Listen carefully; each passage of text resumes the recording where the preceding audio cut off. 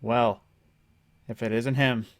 On that note, let's get into the Eververse update. So, with the rotation as weekly, we have a new array that with next week will be gone, no longer available for Bright Dust. And while we're on the topic of available for a limited time, when Festival of the Lost starts, I believe next week, there will be lots of event-only cosmetics that will be available for silver only for that 3 weeks, and available for Bright Dust at random intervals of bits. I don't think you'll be seeing the armor sets there, but basically, if you want armor sets, they'll be there. But you'll probably be seeing lots of variety of cosmetics and ornaments available for Bright Dust once Festival of Lost drops. Probably still some of the best cosmetics and stuff around. But aside from that, let's get into what's available now. So on the front page, we have some shaders. First one being Argent Territorn, which is, in terms of this, a base nice silver and red, but I'm not gonna lie, in most armors, and especially most weapons, it doesn't actually turn out this good in the slightest, like, at all. And then we also have Whispered Sheen, which, in terms of armor, doesn't look half bad, but also doesn't look that great. It kind of looks like a dirty New Monarchy look, but at the same time, it probably looks a little bit better on weapons alone. And then we have Resurrected Shadow, a transmat from last week as well, so if you missed it, guess what? You can actually get it again this week.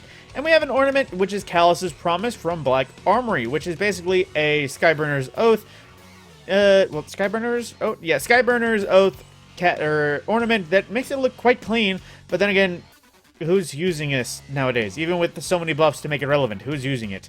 We also have Turn the Tables, which is an exotic emote from Season of the Risen, which if you don't know what it does, you just hit the table and flip the table. But that's pretty much just about it. But then into our main store for our flares and transmats, we have Smashing Success, which is basically a Watermelon Gallagher style look, in case the name isn't enough of an indicator for you. And you also have Bloody Tooth, which, like Argent Territorn, is dark reds and oranges, which I guess is supposed to look like you're covered in blood, kind of, but not all the way. And then we also have Oiled Gunmetal, which is one of those weird oily looks that creates a metallic sheen on you, which, in terms of everything, is basically just a black with green glows. And we also have Seven Sisters from Season of the Chosen, which I think this is supposed to be Keitel's, like, legionary colors in terms of armor, but it's kind of hard to tell, especially with the name Seven Sisters.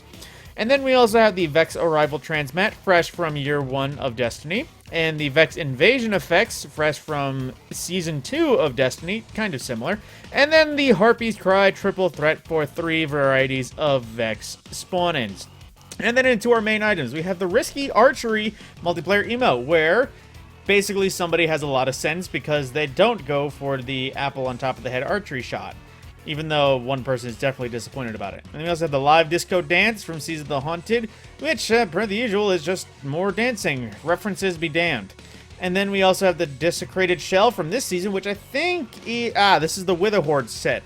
So if you were looking in the store and saw the Witherhoard set of cosmetics, this is the Ghost Shell for that set, which is actually really well done in terms of a reference, because not only does it look cool, I can literally see the taken plasma ball that you see loaded with Witherhorn. This is really well done.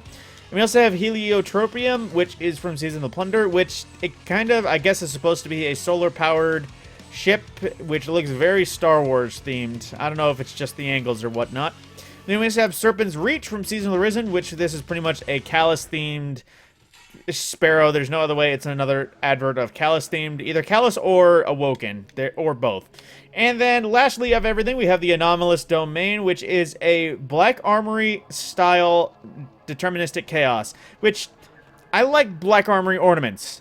But what I don't like is that it's on a gun that it just feels quite random on, and not to mention the fact that you make a black and red shader, but then don't change the glow of it at all. Like, if the glow is made red, I would be all in, but because they left it purple just so it can be the Void Gun, even though everyone knows it's the Void Gun, it's kind of hard to vouch for this ornament. I like the Black Army look, I just don't like it when they only go partially.